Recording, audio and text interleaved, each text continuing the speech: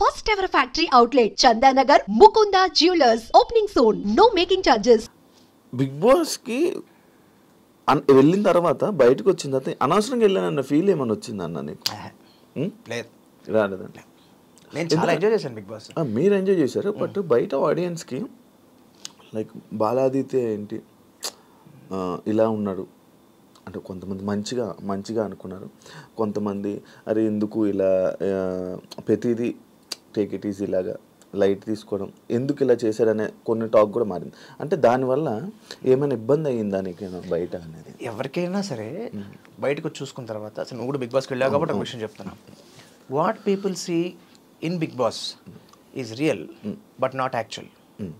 తేడా ఉంది రెండింటికి. ఏమిటి తేడా అంటే అదేం స్క్రిప్టెడ్ కాదు, మనకేం చెప్పరు, అది జరిగింది రియలే కానీ యాక్చువల్ కాదు.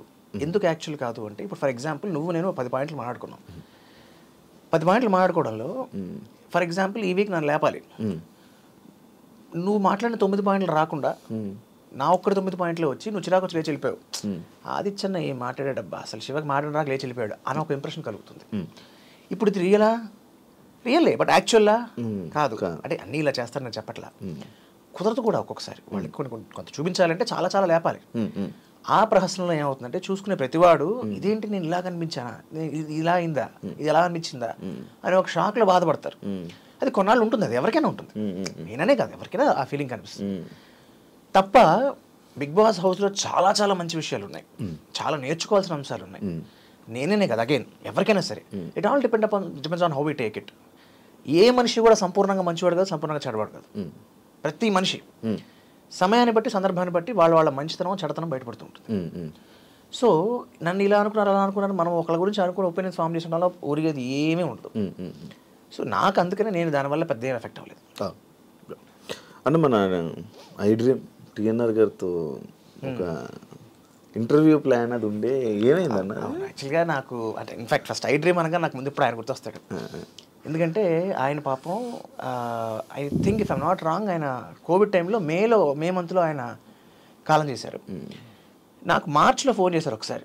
ఫోన్ చేసి ఇలాగ బాలాజీ గారు మీరు చేద్దాం అనుకుంటున్నాం అంటే చాలా సంతోషం సార్ అని పాయింట్స్ మాట్లాడుతూ డిస్కషన్లో ఆయనకు తెలిసిన విషయం ఏంటంటే జూన్ 13th నేను చెప్పాను ఆయనకి, మార్చ్ 10th నా బర్త్డే అండి, జూన్ 13th యాక్టర్గా నా బర్త్డే అండి. అవునా సార్ ఎన్ని పూర్తి అవుతున్నాయంటే 30 ఏళ్ళు పూర్తి అవుతున్నాయండి అన్న.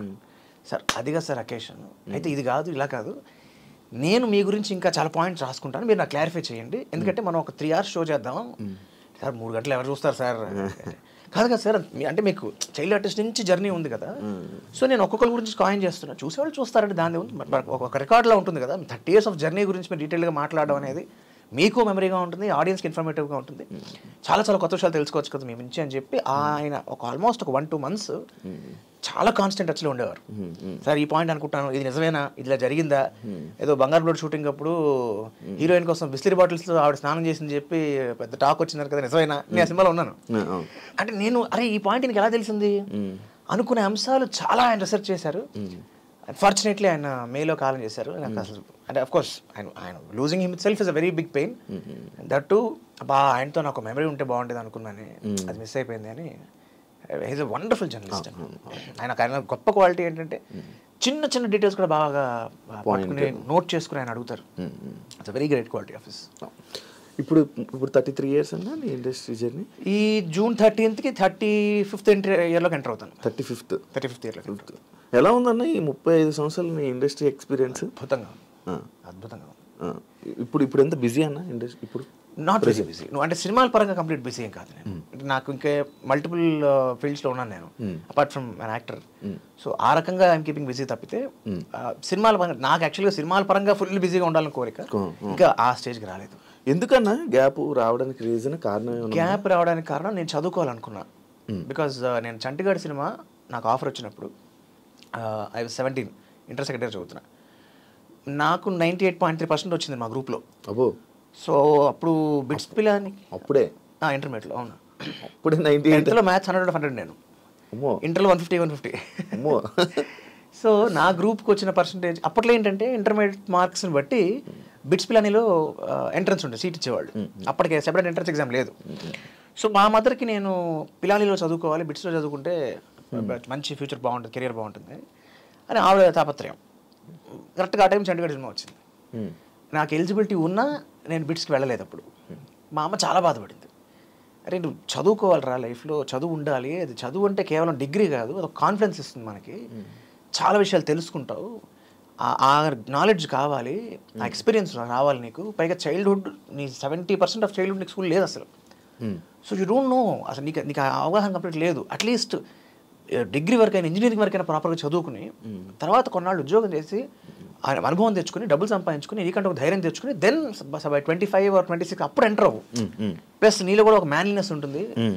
చిన్న కుర్రాడు ఈ టైంలో ఇప్పుడు అబ్బాయి హీరో అంటే నేను అప్పుడు మై ఆన్సర్ వాజ్ రెండు చెప్పాను, అమ్మ నేను చిన్న కుర్రాడిని అన్న విషయం నాకు తెలుసు, కానీ ఇప్పుడు చిన్న కుర్రాళ్ళే హీరోగా వచ్చి ట్రెండ్ నడుస్తుంది.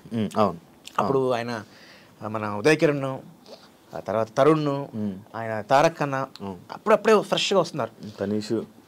తనీష్ ఇంకా రాలి అప్పటికి, తనీష్ ఇంకా రాలి. తారక్ అన్న మన అల్లు అర్జున్ ఆయన అప్పుడే లాంచ్ అయ్యారు. సో సేమ్ ఇయర్ ఇన్ఫ్యాక్ట్ 2003 ఆయన కూడా.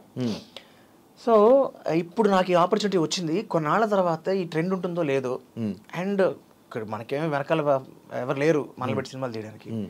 So this is the right opportunity నా ఉద్దేశం. రెండో విషయం అంటే నేను ఇప్పుడు చదువుకోవట్లేదని ఫీల్ అవుతున్నాను కదా, at any point of time in my life నేను ఒక ప్రాపర్ క్వాలిఫికేషన్తో నా లైఫ్ నేను ఫుల్ఫిల్ ఇట్, నేను ఇచ్చిన మాట నిలబెట్టుకుంటాను అని చెప్పడం వల్ల నేను 1940లో గ్రామం అనే సినిమాకి నేషనల్ అవార్డు వచ్చింది. So then I took a break. I thought this is the right time. ఎందుకంటే అప్పటికే 25 ఏళ్ళు దాటిపోయినాయి. 25 దాటలే, ఇంకా 20 దాటేసాయి. 2024లో ఉన్నాను అప్పుడు, 2009 అనుకుంటుంది. సో 24. సో దట్ ఈ ఏజ్ దాటితే ఇంకా చదవడం కష్టం. చదువు మనకు అంటే అప్పటికే 6 ఏళ్ళు హీరోగా చేసిన వాడిని, అప్పటికే కష్టం, ఇంక ఈ ఏజ్ దాటితే ఇంకా కష్టం అని చెప్పి ఇంకా then I took a break తీసుకుని కంపెనీ సెక్రటరీ అయినా కోర్స్ చేశాను. కంపెనీ సెక్రటరీ అంటే మనకి ఇప్పుడు సిఏ లాగో, సిఎస్ ఐసిడబ్ల్యూఏ 3 కూడా సిస్టర్ కోర్సెస్. సో అలాగా సిఎస్ చేశాను అనమాట. ఇప్పుడు కూడా సిఏ స్టూడెంట్స్కి మీరు? అవును, సిఏ వాళ్ళకి ఫ్యాకల్టీగా ఉన్నారు ఇప్పటికీ. 2013లో స్టార్ట్ చేశాను. సిఏ ఇంటర్లో ఫైనాన్షియల్ మేనేజ్మెంట్ అని ఒక సబ్జెక్ట్ ఉంటుంది. అది మ్యాథ్సే, అది కూడా మ్యాథ్స్ బేస్డ్. సో ఆ ఫైనాన్స్ సబ్జెక్ట్ అది. ఆ ఫైనాన్షియల్ మేనేజ్మెంట్ గత 12 ఏళ్ళుగా టీచ్ చేస్తున్నా. కొన్నేళ్ళు ఫిజికల్ చెప్పాను రాజమండ్రి, హైదరాబాద్, విజయవాడలో. ఇప్పుడు వన్ ఫిన్ ఇండిగో లెర్న్ అని ఒక ఆన్లైన్ ఇన్స్టిట్యూట్ అనమాట. కాదండి, మీరు సిఏగా ఎందుకు చేయరు మరి జాబ్? చెప్తున్నా కదా, నా ప్యాషన్ అది కాదు. ఉద్యోగం అంటే విత్ డ్యూ రెస్పెక్ట్స్, ఆ పని చేసే వాళ్ళకి ఇష్టంగా వాళ్ళు చేస్తున్నారు.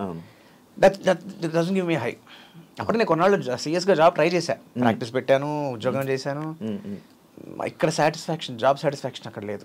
మొత్తం వర్క్ జాబ్ సాటిస్ఫాక్షన్ కానీ జాబ్ సాటిస్ఫాక్షన్ లేదు. కానీ వర్క్ మొత్తం మీకు వచ్చు. ఏది? సిఏకి సంబంధించిన మొత్తం. సిఏ కాదు, సిఎస్ అంటే ఒక లీగల్ సైడ్ ఆఫ్ సిఏ అనుకో. అంటే మోర్ ఆఫ్ కంపెనీకి సంబంధించిన లీగాలిటీ ఆఫ్ కంపెనీ చూసుకునే వ్యక్తి. కాకపోతే కామన్ సబ్జెక్ట్స్ ఉంటాయి సిఏకి, సిఎస్కి, ఐసిడబ్ల్యూఏకి సబ్జెక్ట్స్ కామన్ ఉంటాయి. అందుకని నేను సిఏ వాళ్ళకి అంటే సిఎస్ కూడా టీచ్ చేశాను, బట్ సిఏకి ఎక్కువ కాలం చేశాను. ఓకే. అన్న 41 సినిమాలు పైగా చైల్డ్ ఆర్టిస్ట్ అంతే. 41 సినిమాలు అన్ని 6 భాషలు. తెలుగు, హిందీ, తమిళ్, ఇంగ్లీష్, కన్నడ, మలయాళం. ఎలా అన్న అప్పుడు వేరే లాంగ్వేజెస్లో అప్పట్లో నా ఆఫర్లు అంటే అప్పట్లో ఎందుకు వచ్చిందంటే ఆఫర్ నాకు 90s టైంలో టిల్ ఆల్మోస్ట్ 2000 వరకు అన్ని ఇండస్ట్రీస్కి చెన్నై హబ్. అక్కడ మెడ్రాస్లోనే నీకు తమిళ ఇండస్ట్రీతో పాటు తెలుగు ఇండస్ట్రీ అక్కడే ఉండేది. ఎంతమంది లేరు అక్కడ తెలుగు, ఇప్పటికీ ఇంకా చాలా మంది ఉండిపోయారు. సో మలయాళం ఇండస్ట్రీ వాళ్ళు అక్కడ ఉండేవాళ్ళు. అలాగా నాకు చాలామంది హిందీ వాళ్ళు కూడా అక్కడికి వచ్చి అంటే అక్కడ యాక్టర్స్ పికప్స్కి వచ్చిన వాళ్ళు ఉండేవాళ్ళు. సో అలాగా ఆ టైంకి అక్కడ హబ్ కాబట్టి నాకు I got the opportunity to work in different languages. ఒక సినిమా తర్వాత ఒక సినిమా అంతే కదా. ఇప్పుడు భాషలు ఎలా వస్తాయి మనకి? వచ్చా అన్న నీకు ఇప్పుడు 6 భాషలు? 6 భాషలు రావు. తెలుగు, హిందీ, తమిళ, ఇంగ్లీష్ వచ్చు. మరి ఎలా మేనేజ్ అన్న? అప్పుడు నేర్చుకుంటాం, బట్టి నేర్చుకుంటాం అంతే అప్పటికప్పుడు. ఇప్పుడు బాలాదిత్య అంటే బాలనటుడు కాబట్టి బాలాదిత్య కాదు. ఒరిజినల్ నా పేరులోనే ఉంది. కాకపోతే అది చిన్నప్పుడు మాస్టర్ ఆదిత్య అని పడేది. ఇప్పుడు నన్ను మామూలుగా పిలవడం కూడా అందరూ ఆదిత్య అని పిలుస్తారు ఎక్కువ. ఇండస్ట్రీకి వచ్చినప్పటికి ఏంటంటే నేను వచ్చే టైంకి ఆల్రెడీ ఆదిత్య ఓమన్ ఆయన హీరో ఉన్నారు. ఆయన ఉన్నారు. తర్వాత మన ఆది పెనిశెట్టి అన్నయ్య ఉన్నాడు, మన సాయి కుమార్ గారు అబ్బాయి ఆది ఆయన ఉన్నారు. సో అది చాలా ఆదిత్య కన్ఫ్యూజన్ అయిపోతుంది అని చెప్పి సరే బాల ఎలాగో ఉంది కదా అని బాల ఆదిత్య అని అప్పుడు దాన్ని అటాచ్ చేసాం. ఒరిజినల్ ఉన్న పేరు రికార్డ్స్ అయితే ఉంది పేరు, కాకపోతే చిన్నప్పుడు ఇప్పుడు వాళ్ళ స్క్రీన్కి. కానీ బాల ఆదిత్య అని చెప్పి ఇలా సరే అది కూడా కలిసిపోయింది. కలిసి బాలనటుడు కాబట్టి బాలశంకర్ ఫేస్. అంటే హీరోగా సినిమాలు చేసి హీరో ఎందుకని ఆపేసినావు మళ్ళీ అలా కంటిన్యూ చేయలేదు? అంటే ట్రెండ్ మారుతున్న కొద్ది. అంటే ఇప్పుడు సిఎస్ చదవడం కోసం అని చెప్పి నేను ఒక అది చాలా టఫ్ కోర్స్. దాంట్లో ప్రాబ్లం ఏంటంటే ఒక గ్రూప్లో 4 పేపర్లు ఉంటాయి. ఒక పేపర్ పోయింది అనుకో 4 మళ్ళీ రాయాల్సిందే, మిగతా 3 పాస్ అయినా సరే. సో అలాగా చాలా చాలా కష్టం అని చెప్పి నేను కంప్లీట్గా మానుకుని మొత్తం ఇండస్ట్రీకి అసలు నేను సినిమాలు చూడాల. నేను సిఎస్ పాస్ అయ్యే వరకు సినిమాలు చూడడానికి కొంతకాలం చూడలేదు. సిఎస్ ఫైనల్ ఎగ్జామ్స్ అప్పుడు ఆ ప్రిపరేషన్ ఉన్న టైంలో 15 నెలలు నా జీవితంలో నేను సినిమా థియేటర్కి వెళ్ళకుండా ఉండడం అంటే అది నాకే చాలా పెద్ద ఇది. బట్ అది అలా తపస్సులో చదివితే కానీ అవ్వదు. సో అలాగ బ్రేక్ తీసుకున్నాను. ఆ బ్రేక్ అలా ఎక్స్టెండ్ అయిపోయింది. మనకి ఇండస్ట్రీలో ఏంటంటే out of sight is out of mind. So కాబట్టి తప్ప నేను చదువుకోవడం కోసం బ్రేక్ తీసుకున్నాను. చదువు అయిపోయింది, అప్పటికే మర్చిపోయాను. 4 ఏళ్ళు అయిపోతే ఆబ్వియస్లీ మర్చిపోతారు కదా. కానీ అప్పటికిప్పటికి ఇండస్ట్రీ చాలా మారింది కదా. చేంజెస్ చూసావు? చాలా మారింది. ఏమేమి చేంజెస్ చూసావు అన్న ఇండస్ట్రీలో నార్మల్గా? మోర్ ఆఫ్ నా అవగాహనలో ప్యాషన్ ఎప్పుడు తగ్గలేదు. కాకపోతే అప్పుడు చాలా తక్కువ మందికి తెలుసు మేకింగ్ అనేది. ఇప్పుడు మేకింగ్ చాలా మందికి తెలిసింది. వాల్యూమ్ ఆఫ్ మేకింగ్ పెరిగిపోయింది. అండ్ మోర్ ఇంపార్టెంట్లీ అప్పుడు గ్రౌండ్ వర్క్ ఎక్కువ ఉండేది. నా గుర్తున్నంత వరకు చాలా ఎక్కువ గ్రౌండ్ వర్క్ ఉండేది. షూటింగ్ డేస్ తక్కువ ఉండేది. ఇప్పుడు గ్రౌండ్ వర్క్ కన్నా షూటింగ్ డేస్ ఎక్కువైపోతున్నాయి. అదొక్కటే నాకు తెలుసు. But otherwise as days are passing ఎలాగైతే అన్ని ఇండస్ట్రీస్ గ్రో అవుతున్నాయో సినిమా ఇండస్ట్రీ కూడా గ్రో అయింది. అండ్ మన తెలుగు ఇండస్ట్రీ లాస్ట్ ఒక 10 yearsలో అయితే మాత్రం thanks to people like Rajamouli గారు ఏ స్థాయికి వెళ్ళింది. ఆయన గేట్లు ఓపెన్ చేశారు. And followed by all the wonderful directors and actors. So that is a great improvement.